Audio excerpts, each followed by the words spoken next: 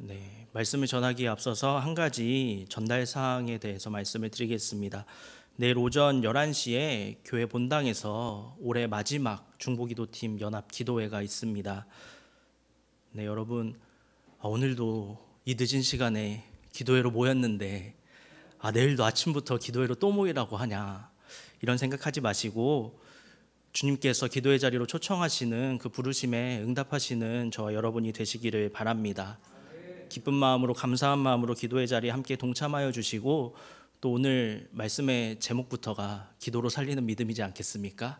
기도로 우리의 영을 살리는 일에 애쓰시는 저와 여러분이 되시기를 바랍니다. 감사합니다. 여러분, 하나님 믿으시죠? 감사합니다.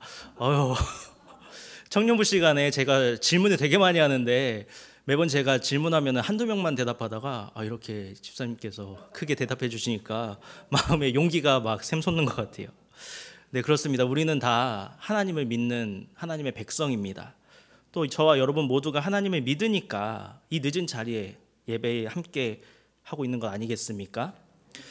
그리고 아마 여기 계신 분들은 최소한 기도도 하실 거예요. 그러니까 이 늦은 시간에 금요 기도회, 기도하기 위해서 이 자리에 함께 하시고 계신 거 아니겠습니까? 그러면 여러분, 평소에는 어떠십니까? 이 성전이 아니라, 또 기도회나 어떤 예배 시간이 아니라 여러분이 일상을 보내는 그 장소에서는 어떠신가요? 기도하십니까? 또 매일매일 기도하십니까? 하루에 얼마나 기도를 하십니까? 우리가 기도에 대해서 굉장히 잘 알고 있는 성경 구절이 하나 있습니다. 데살로니가전서 5장 16절부터 18절의 말씀입니다. 항상 기뻐하라, 쉬지 말고 기도하라, 범사에 감사하라. 이것이 그리스도 예수 안에서 너희를 향하신 하나님의 뜻이니라. 네, 성경은 우리가 항상 기뻐하고 쉬지 말고 기도하고 범사에 감사하라고 권면을 하고 있습니다. 왜냐하면은 이것들이 우리를 향하신 하나님의 뜻이기 때문입니다.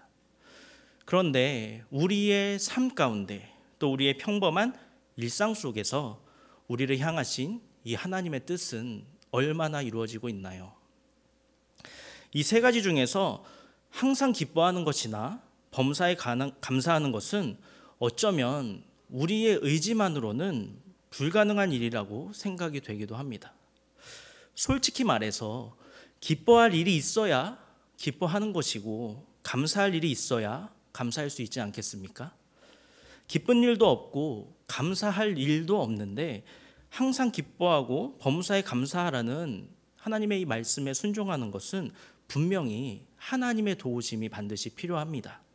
하나님께서 우리의 상황과 환경 가운데는 기뻐할 일도 감사할 일도 없더라도, 그럼에도 불구하고 하나님께서 우리에게 기쁜 마음과 감사한 마음을 허락해 주시면 우리는 기뻐하고 감사할 수가 있겠죠. 그런데 기도하는 것만큼은 어느 정도 우리의 의지만 가지고도 가능한 일입니다. 물론 쉬지 않고 계속해서 기도할 수는 없을 것입니다. 그런데 그냥 기도하는 것은 어느 정도 우리의 의지만으로도 충분히 가능합니다. 기쁘거나 감사한 상황에서는 하나님께 감사의 기도를 올려드리면 됩니다. 또 슬프거나 힘든 상황에는 하나님의 도우심을 구하면서 기도하면 됩니다. 또 아무리 바쁘고 분주한 상황이라도 잠깐 짬을 내서 기도할 수도 있습니다. 그냥 마음속으로 잠깐 하나님 도와주세요. 하나님 제가 어떻게 해야 할까요? 잠깐이라도 하나님께 기도할 수가 있습니다. 이처럼 기도하는 것은 분명 우리의 마음만 있으면, 어느 정도 의지만 있으면 충분히 해낼 수가 있는 일입니다. 그런데 그럼에도 불구하고 왜 많은 사람들이, 왜 많은 그리스도인들이 기도를 하지 않는 것일까요? 우리는 왜 기도하고 싶은 마음이 생기지가 않고, 기도하려는 의지를 불태우지 않고 이런저런 핑계를 대면서 기도를 하지 않는 것일까요? 이것은 사실 굉장히 간단한 이유입니다. 우리가 기도하지 않는 이유, 그것은 우리에게 믿음이 없기 때문입니다. 야고보서 1장 6절과 7절 말씀에는 이렇게 기록이 되어 있습니다. 오직 믿음으로 구하고 조금도 의심하지 말라. 의심하는 자는 마치 바람에 밀려 요동하는 바다 물결 같으니 이런 사람은 무엇이든지 주께 얻기를 생각하지 말라. 이처럼 기도는 우리의 믿음으로 하는 것입니다. 주님께서는 우리에게 믿음으로 구하고 조금도 의심하지 말라고 말씀을 하셨습니다. 우리가 기도하면 하나님께서 그 기도를 들으시고 하나님께서 응답하신다는 그 사실을 믿는 믿음으로 기도하라는 것이겠죠. 그런데 이 사실이, 이 말씀이 믿어지지 않으니까 기도를 하지 않는 것입니다. 아무리 내가 기도를 한다고 정말 하나님이 역사를 하실까? 내가 기도한다고 하나님이 정말로 듣고 계시겠어? 우리의 이런 마음들, 확신이 없고 의심하는 이 마음들이 우리가 기도하지 않는 이유가 되는 것입니다. 여러분, 우리가 믿음으로 하나님께 기도한다면 하나님께서 반드시 응답하십니다. 믿으십니까? 하나님께서 우리의 기도에 반드시 응답하신다는 확실한 증거가 있습니다. 바로 성경입니다. 성경은 이스라엘 백성들의 기도와 하나님의 응답의 연속이라고 할 수가 있습니다. 이 성경을 묵상하면서 하나님께 올려드리는 하나님의 백성들의 기도가 반드시 응답되는구나 하는 확신을 우리는 가져야 하는 겁니다. 그런데 이 성경이 기록되었을 때와 지금은 시대가 다르고 또 기도를 하는 사람이 다르고 또 우리가 처한 상황과 환경이 다르고 또 뭐 이런저런 이유를 대면서 이 성경을 믿을 수가 없다면, 살아계신 하나님의 말씀인 이 성경마저 믿을 수가 없다면 그 사람은 단순하게 기도가 응답될 것을 믿지 못하는 것이 아니겠죠. 그 사람은 기도가 응답될 것을 믿지 못하는 것이 아니라 하나님을 믿지 못하는 겁니다. 믿음이 전혀 없는 것입니다. 믿음이 없으니까 당연히 기도도 하지 못하는 것입니다. 기도하지 않는 것입니다. 하지만 하나님을 믿는다면, 우리에게 믿음이 있다면 우리는 반드시 기도하게 된다는 사실을 믿으시기 바랍니다. 시대가 중요한 것이 아닙니다. 사람이 중요한 것도 아니고 상황이나 환경이 중요한 것도 아닙니다. 중요한 것은 하나님의 말씀입니다. 우리에게 기도하라고 하시는 그 하나님의 말씀, 우리의 기도에 응답해 주신다는 그 하나님의 말씀을 붙들고 기도해야 하는 것입니다. 즉, 우리 기도의 목적은 기도의 응답이 아니라 살아계신 하나님의 말씀이 되어야 하는 것입니다. 조금 전에 우리의 기도가 반드시 응답된다는 그 믿음을 가지고 기도해야 합니다, 이렇게 말씀을 드렸는데, 또 지금은 기도 응답이 기도의 목적이 되어서는 안 됩니다, 이렇게 말씀을 드리니까 좀 헷갈리실 수도 있으실 것 같은데요. 오늘 본문 말씀을 함께 살펴보면서 설명을 드리도록 하겠습니다. 여러분들도 다들 잘 알다시피 야곱이 에서에게 팥죽을 팔면서 그 값으로 장자의 축복을 샀습니다. 그리고 아버지 이삭을 속여서 끝내 그 장자의 축복을 쟁취했습니다. 그 이후에 에서의 분노를 사서 그 분노를 피해서 도망 다니다가 너무 힘들어서 잠깐 잠이 들었습니다. 그 잠이 들었을 때 야곱의 꿈 가운데 하나님께서 찾아오셔서 야곱에게 하신 말씀이 바로 오늘 본문의 말씀입니다. 부모님 밑에서 평화로운 삶을 살고 있다가 갑자기 도망자의 신분으로 전락해버린 야곱이 꿈꾸는 것이 무엇이었겠습니까? 당연히 따뜻한 포근한 가족의 품이었을 것입니다.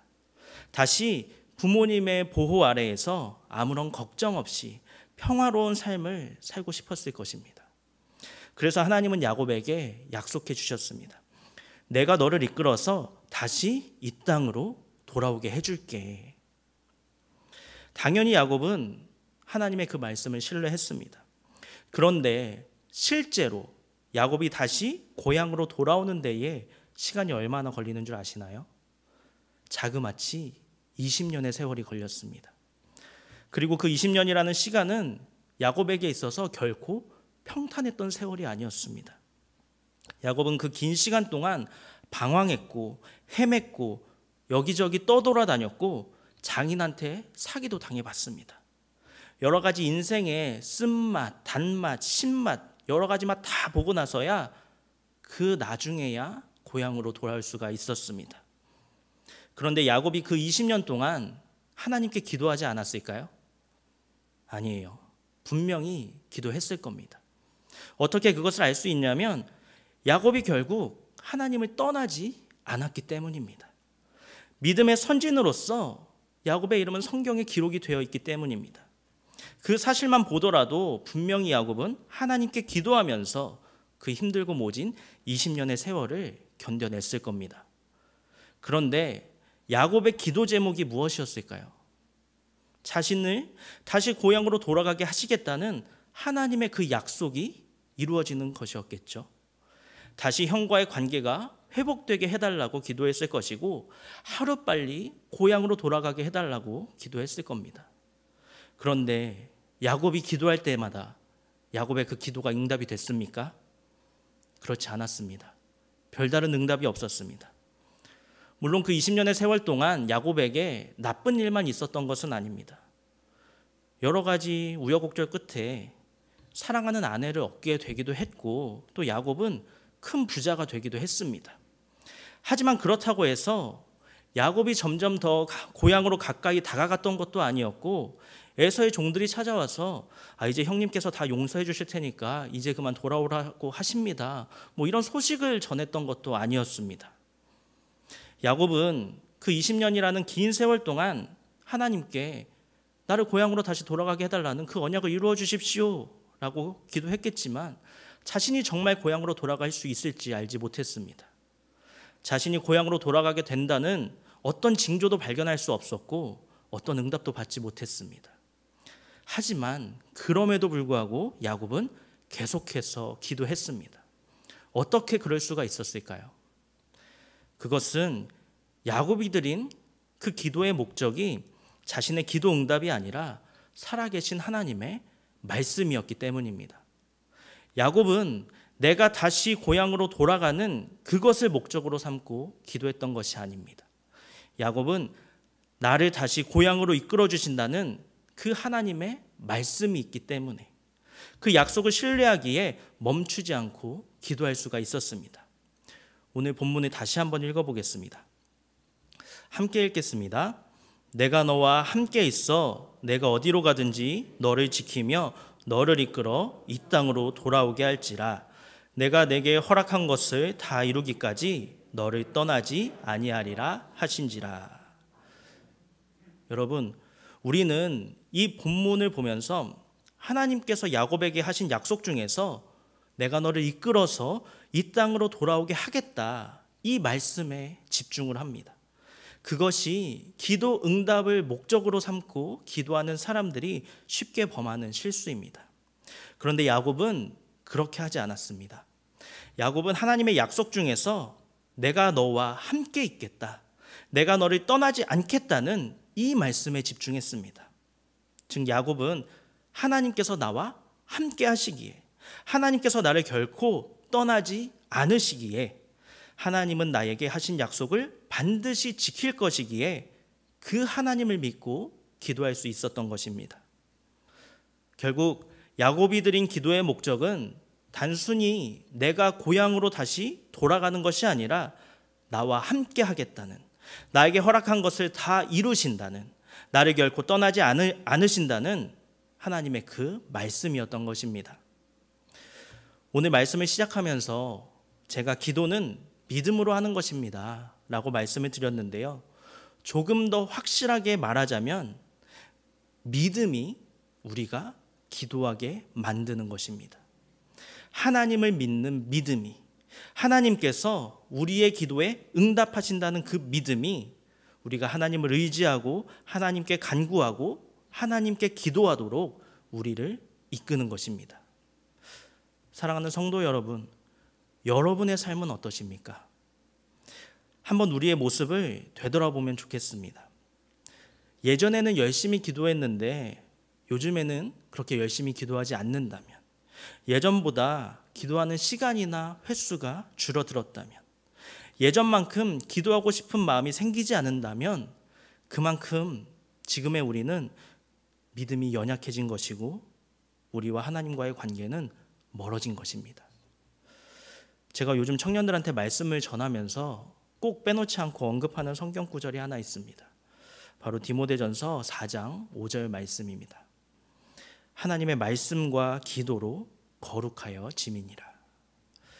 하나님의 말씀이 우리의 심령에 새겨지고 우리의 기도가 하나님께 상달될 때 우리는 죄의 형상을 벗고 거룩하신 하나님의 형상을 회복하여서 멀어졌던 하나님과의 관계가 다시 회복될 수가 있습니다.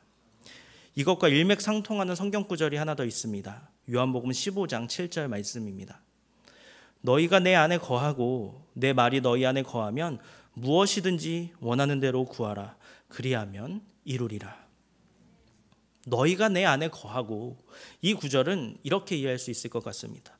너희의 기도가 나에게 상달이 되고 너희의 기도 속에 담긴 너희의 영이 나의 안에 거하고 또 내 말이 너희 안에 거하면, 이 구절은 하나님의 말씀이 우리의 심령에 새겨지면, 하나님의 말씀에 담긴 그 하나님의 거룩하신 성령이 우리의 심령에 채워지면, 그러면 우리의 기도가 응답이 됩니다. 기도의 응답이 먼저가 아니라 하나님의 말씀이 먼저인 겁니다. 하나님의 말씀이 우리와 함께 하실 때, 하나님의 말씀이 우리의 심령에 채워질 때, 하나님의 영이 우리의 삶 가운데 채워질 때, 그때에 비로소 우리의 기도도 응답이 되는 것입니다. 하나님, 이것도 해주시고 저것도 해주시고 이것도 이뤄주시고 저것도 응답해 주세요. 이처럼 응답이 목적이 되어버린 이런 기도는 이제 멈추어야 합니다. 그리고 그 무엇보다도 하나님을 구하고 하나님의 말씀을 구하고 하나님의 나라를 구해야 합니다. 마태복음 6장 33절에는 이렇게 기록이 되어 있습니다. 그런즉 너희는 먼저 그의 나라와 그의 의를 구하라. 그리하면 이 모든 것을 너희에게 더하시리라. 우리가 하나님을 구할 때, 하나님의 나라와 하나님의 의를 구할 때 우리의 기도는 응답이 될 줄로 믿습니다. 또 마태복음 6장 9절부터 11절에는 이렇게 기록이 되어 있습니다. 그러므로 너희는 이렇게 기도하라. 하늘에 계신 우리 아버지여, 이름이 거룩히 여김을 받으시오며 나라가 임하시오며 뜻이 하늘에서 이루어진 것 같이 땅에서도 이루어지이다. 오늘 우리에게 일용할 양식을 주시옵고. 예수님께서 우리에게 어떻게 기도해야 하는지 가르쳐 주셨던 이 주기도문의 시작은 하나님의 이름이 거룩히 여김을 받으시길 원합니다 라는 고백입니다. 그리고 하나님의 나라가 이 땅에 이루어지길 기도하고요, 그 다음에 일용할 양식, 즉 우리의 필요를 간구하고 있습니다. 이처럼 주님은 우리가 어떻게 기도해야 하는지 너무나도 분명하고 확실하게 가르쳐 주셨습니다. 이제 주님께서 가르쳐 주신 그 기도를 시작해야 할 줄로 믿습니다. 믿음으로, 주님께서 나와 함께 하신다는 믿음으로, 주님께서 나의 기도를 들으신다는 믿음으로, 주님의 말씀은, 주님의 약속은 반드시 성취된다는 그 믿음으로 우리는 기도해야 합니다. 주님을 알고 싶다면, 주님과 함께하고 싶다면, 주님과 가까워지고 싶고 멀어졌던 주님과의 관계가 회복되고 싶다면 우리는 이렇게 기도해야 합니다. 여러분, 어렸을 때 소시적에 교회 학교에서 이 찬양 아마 많이들 부르셨을 겁니다. 돈으로도 못 가요 하나님 나라, 지식으로 못 가요 하나님 나라. 그러면 하나님 나라는 무엇으로 갑니까? 거듭나야 가고요, 믿음으로 가는 나라가 바로 하나님의 나라입니다. 그렇습니다. 하나님의 나라는 믿음으로 가는 나라입니다. 그런데 어떤 믿음으로 하나님의 나라에 갈 수가 있습니까? 바로 기도하는 믿음입니다. 우리가 흔히 기도에 대해서 이야기를 할 때에 기도는 영혼의 호흡이다, 믿음의 호흡이다, 이런 이야기를 많이 하지 않습니까? 기도라는 호흡이 멈춰져 버린 믿음, 기도하지 않는 믿음은 결국 죽은 믿음입니다. 기도하지 않는 믿음에는 생명력이 없어서 우리를 하나님의 나라로, 천국으로, 영생으로 인도할 수 없습니다. 하지만 기도하는 믿음은 살아있는 믿음이고 생명력 있는 믿음이어서 우리를 하나님의 나라로, 천국으로, 영생으로 인도할 수 있습니다. 그러니 기도의 호흡이 멈춰져 버려서 우리의 믿음이 죽어가고 있다면 기도로 우리의 믿음에 호흡을 불어넣어야 합니다. 기도로 죽어가던 믿음, 시들어가던 우리의 믿음에 인공호흡하고 심폐소생해서 다시 살려야 합니다. 생기를 불어넣어야 합니다. 우리가 기도로 죽어가던 우리의 믿음을 살린다면 그 믿음이 죽어가던 우리의 영을 살린다는 사실을 믿으시기 바랍니다. 기도로 죽어가던 믿음을 살리고 죽어가는 영혼을 깨워서 생명력 있고 능력 있고 하나님께서 응답하시고 역사하시는 거룩한 삶을 살아가시는 저와 여러분이 되시기를 예수님의 이름으로 축복합니다. 함께 기도하겠습니다.